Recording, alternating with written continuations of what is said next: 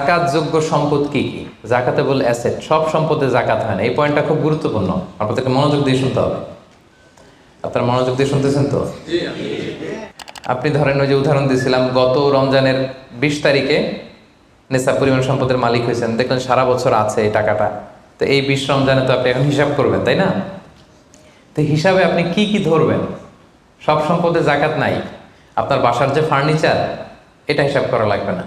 আপনার যে ফ্রিজ, আপনার যে এয়ারকন, আপনার যে থাকার যে ফ্ল্যাটটা, আপনার যে বাংলো বাড়ি, এগুলোতে কোনো জাকাত নাই। আপনার চলার জন্য যে গাড়িটা লাগে, এগুলোতে কোনো জাকাত নাই। আপনার নিজের জন্য যে ল্যাপটপ, মোবাইল, যত কিছু আছে, গ্যাজেট বলেন, এগুলোতে কোনো জাকাত নাই। তাহলে কি কিসে জাকাত আছে? জাকাতেবল অ্যাসেট কি, জাকাতযোগ্য সম্পদ কি, সেটা আমরা শুনি। 1 নম্বর হচ্ছে সোনা রূপা, gold and silver in its any form, যে কোনো ফর্মে, যে কোনো ফর্মে। এটা জুয়েলারি হোক, অর্নামেন্টস হোক, এটা বার হোক, বিস্কিট হোক। অনেকে গোল্ডের বার কিনে না, দেখবেন 999-এর ফাইনেস্ট গোল্ড, একেবারে খাপটাত নাই, 24 ক্যারেটের গোল্ড, 999 লেখা থাকবে এটার উপরে, চকচকে আপনার গোল্ডের বার, গোল্ডের বিস্কিট। অনেকে শখ করে গোল্ডের প্লেট, টেট, তৈজসপত্র এগুলো কিনে। হ্যাঁ, স্বর্ণের ঘড়ি অনেকে কিনে। পুরুষের জন্য কিন্তু স্বর্ণের ঘড়ি, আংটি কোনোটাই পরা বৈধ না। কিন্তু যদি কেউ কিনে, স্বর্ণের কলম আছে, শখ করে কিনে অনেকে, টাকা রাখার জায়গা পায় না, তো ভাবে যে একটা কলম কিনে ফেলি স্বর্ণের, তারপর স্বর্ণের ঘড়ি, স্বর্ণের এই সেই। তো এরকম জুয়েলারি বলেন, তৈজসপত্র বলেন, যা যা আছে আপনার সব হিসাব করতে হবে in its any form. Gold and silver, এটা জাকাতেবল অ্যাসেট। বোনেরা অনেক সময় প্রশ্ন করে যে যেই গহনা আমি পরি, এটারও কি জাকাত দিতে হবে? ইখতিলাফ পূর্ণ মাসালা, বিশুদ্ধ মত হচ্ছে দিতে হবে।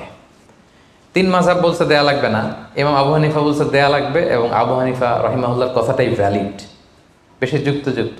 সুনানে আবু দাউদের হাদিস, আম্মা জান আয়েশা রাদিয়াল্লাহু তাআলা আনহা স্বর্ণের বা রূপার একটা আংটি পরে আছেন। রাসূল সাল্লাল্লাহু আলাইহি ওয়াসাল্লাম বলেন জাকাত দিছো? আম্মা জান বলেন না, এটা পড়ছি যাতে আপনার সামনে আমি আমার সৌন্দর্য বাড়াতে পারি।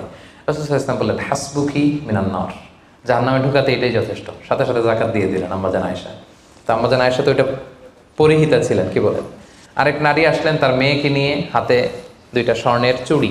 রাসূল বলেন জাকাত দিছো? দেই নাই। বলতেছে তুমি কি পছন্দ করো যে এই 2টা চুড়ির পরিবর্তে আগুনের 2টা চুড়ি জাহান্নামে পরানো হবে? ওই মহিলা ভয়ে তাড়াতাড়ি খুলে দিচ্ছে, রাসূলুল্লাহ নেন, পুরোটাই দিয়ে দিলাম। তো এই হাতের বালাও কিন্তু ওই মেয়ে হাতে পড়া ছিল, তাই না? এতে করে বোঝা যায় যেই জুয়েলারি আমার বোনেরা আপনারা ইউজ করেন, সেটারও জাকাত দিতে হবে, সেটারও জাকাত দিতে হবে। আপনার সিন্ধুকে থাক, গলায় থাক, আপনি সব কাউন্ট করে জাকাত দিবেন। তবে আপনি বিক্রয় মূল্য হিসাব করবেন, কারণ আপনি 1 লক্ষ টাকা দিয়ে একটা নেকলেস কিনছেন, বেচতে গেলে কি 1 লক্ষ পাবেন? কথা বোঝেন নাই? পাবেন? এটার সাথে খাদ আছে, এটার মেকিং চার্জ আছে, জুয়েলারি দোকানেরও একটা মেকিং চার্জ রাখে। তো আপনি যখন আপনার নেকলেসটা বিক্রি করতে যাবেন, ওরা 20% কাট করে দিবে। 1 লক্ষ টাকার নেকলেস আপনি দোকানে বেচতে গেলে কত টাকা পাবেন? 80,000 হিসাব করবেন, বিক্রয় মূল্য ধরতে হতো। তো তাহলে সম্মানিত ভাই এবং বোনেরা, জাকাতেবল asset 1 number gold and silver. 2 number হচ্ছে ক্যাশ। ধরেন আজকে আমি আমার জাকাত হিসাব করতে বসছি, তো আমি দেখতেছি যে আমার স্বর্ণ টর্ণ কি আছে না আছে, আমি হিসাব করতেছি। স্বর্ণের পালা গেল, এবার আমি হিসাব করব আমার ক্যাশ কোথায় আছে, পকেটে কত, ওয়ালেটে কত, ড্রয়ারে কত, ব্যাংকে কত, কারেন্ট অ্যাকাউন্টে কত, ফিক্সড অ্যাকাউন্টে কত, সেভিংস অ্যাকাউন্টে কত। যত জায়গায় আপনার যত ক্যাশ ফর্মে টাকা আছে, এটা আপনি হিসেব করবেন। এগুলো জাকাতেবল অ্যাসেট। আরও কিছু সম্পদ আছে, এগুলো ক্যাশ না, তবে ইজিলি লিকুইডেট করা যায়, চাইলে টাকা বের করে আনা যায়। যেমন প্রাইস বন্ড অনেক কিনে রাখে না, আমাদের ডাক বিভাগের সঞ্চয়পত্র আছে না, এগুলো ফিক্সড ডিপোজিট, অনেকে ইন্স্যুরেন্স করে, লাইফ ইন্স্যুরেন্স। এগুলো চাইলে আপনি টাকা বানাতে পারেন। তো এটা অনেকে বলে হুজুর এটা তো ম্যাচিউরড হয় না, কীভাবে করব? এটা ব্যাংকে আপনি নক দিলে ওরা স্টেটমেন্ট দিবে যে আজকে এই ডিপোজিটটা ভাঙালে কত পাবেন, একটা স্থিতি দেখাবে। এটা আজকের স্টেটমেন্ট, ওই স্টেটমেন্ট আপনি বের করে নিয়ে আসবেন যে আজকে 20 রমজানে যদি আমি এটা ভাঙ্গাই তো আমি পাবো এত, তাহলে এটার মালিক আপনি, এটা আপনি যোগ দিবেন। তাহলে বুঝতে পারছেন এটা? এগুলো জাকাতেবল অ্যাসেট।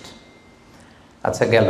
এরপরে ব্যবসার সম্পদ, উরুদ উত্তেজারা, যত ব্যবসার সম্পদ আছে এটা কিন্তু আপনি জাকাতে হিসাব করবেন। উদাহরণ দিই, একজন বিস্কিট ফ্যাক্টরির মালিক, উনি বিস্কিট বিক্রি করে। তো আজকে আমি যে জাকাতের হিসাব করতে বসছি, আমি আমার কোম্পানিতে ফোন দিয়ে আজকে কত carton biscuit ready to sell, কত কার্টুন, ধরেন 50,000 পিস, তো এটার দাম কত, বিক্রয় মূল্য আমি যোগ দেব। তারপরে বিস্কিট বানাতে যে র মেটেরিয়াল, হ্যাঁ, গম লাগে, সুগার লাগে, ইত্যাদি ইত্যাদি যা লাগে, এগুলোর যে প্রাইস, এটা আমি, জি, এটাও আমি যোগ দেব। ওখানে ধরবো না কি, ওখানে ধরবো না হচ্ছে যেটা ফিক্সড অ্যাসেট, ব্যবসার ক্ষেত্রে ফিক্সড অ্যাসেট ধরতে হয় না। যেমন ধরেন আপনার ফার্নিচার বা কারো বিস্কিট ফ্যাক্টরি, তার ফ্যাক্টরির যে জায়গাটা, এটা আসবে না। মেশিনারি, যে মেশিনে করে বিস্কিট বানায়, ওইটা আসবে না। তারপরে ধরেন এটা লরি ট্রাকে করে বিভিন্ন জায়গায় আমি পাঠাই আমার প্রোডাক্টগুলো, এই যে ট্রাকের দাম টাম, এগুলো কিন্তু ধরা হবে না। এগুলো ফিক্সড অ্যাসেট, মেশিনারি ধরতে হয় না। শুধু প্রোডাক্ট রেডি টু সেল অথবা র মেটেরিয়াল, এগুলো ধরবো। শেয়ার বাজার আছে, অনেকে শেয়ার কিনে, এটাও আপনি ধরবেন। ওই দিন আপনি হিসেব করবেন। শেয়ার দুই ধরনের, একটা আছে আপনার প্রাইমারি, একটা নেট ভ্যালুয়েশন করা হয়, পরে এটা একটু দাম বাড়লে অনেকে দেখবেন যে সারাদিন দেখতে থাকে দাম বাড়লো না কমলো, সেকেন্ডারি মার্কেটে এটা সেল করে দেয়, আছে না? তো এটা আজকের দিনে আমার এই শেয়ারটা সেল করলে কত প্রাইস পাবো, ওই প্রাইসটা আমি যোগ দিয়ে দিব। ওকে, আচ্ছা গেল। আরেকটা আছে কোম্পানির শেয়ার কিনে অনেকে, ধরেন বিশাল বড়, বাংলাদেশে বড় কোম্পানি বেক্সিমকো কোম্পানি, তারপর ওই কোম্পানি, এটার আপনি শেয়ার কিনবেন, লং টার্ম ইনভেস্টমেন্ট শেয়ার থাকে, ওইটা কিভাবে ধরবেন? ওইখানে কোম্পানির অ্যাকাউন্টসে আপনি নক দিলে জাকাতেবল অ্যাসেট কত আছে এটা ওরা বলে দিবে। বড় কোম্পানিগুলোতে ম্যাক্সিমাম 40% জাকাতেবল অ্যাসেট থাকে। এই যে লিস্টগুলো আপনাকে শোনালাম, এগুলো হচ্ছে জাকাতযোগ্য সম্পদ, আপনার এগুলোর উপর জাকাত আসে। আজকে 20শে রমজান, আমার 1 বছর হয়েছে, এগুলো সবগুলো আমি যোগ দিব। তাহলে জাকাতযোগ্য সম্পদ কি, মোটামুটি একটা ধারণা পেয়েছি না? Be a part of our vision.